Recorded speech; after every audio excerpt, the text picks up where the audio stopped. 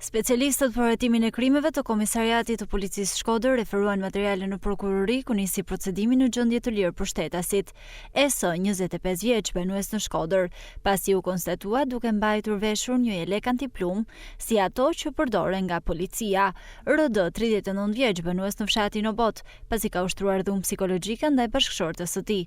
BL, 35 vjeç, banues në fshatin Shtojëri, pasi është konfliktuar fizikisht me shtetasin MS, 34 vjeç, për motive pronësie, dhe FG, 76 vjeç, banues në Shkodër, pasi ka kryer punime ndërtimi pa leje.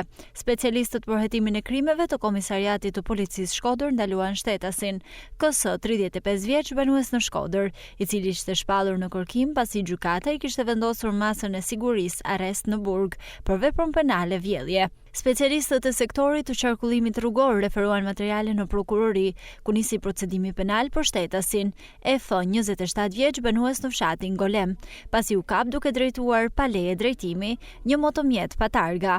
Specialistët për hetimin e krimeve të Komisariatit të Policisë Vaudeos referuan materiale në prokurori, ku nisi procedimi në gjendje të lirë për shtetasit GP, 64 vjeç, PK, 61 vjeç, AD, 61 vjeç dhe EN, 43 vjeç, pasi kanë kryer punime ndërtimi pa leje. Në Vaun e Deos, dje dyshohet se për shkak të një shkëndije elektrike ka rënë zjarr në banesën e shtetasit MP, 58 vjeç. Si pasojë, janë shkaktuar vetëm dëme materiale.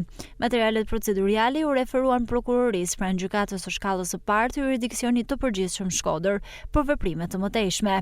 Rreth orëve të para të mëngjesit, dyshohet se për shkak të një shkëndije elektrike ka rënë zjarr në ambientet e drejtorisë së shërbimit të transportit rrugor Shkodër. Nga zjarri janë shkaktuar vetëm dëme materiale. Grupi hetimor po punon për dokumentimin e shkakut të rënjes së zjarrit.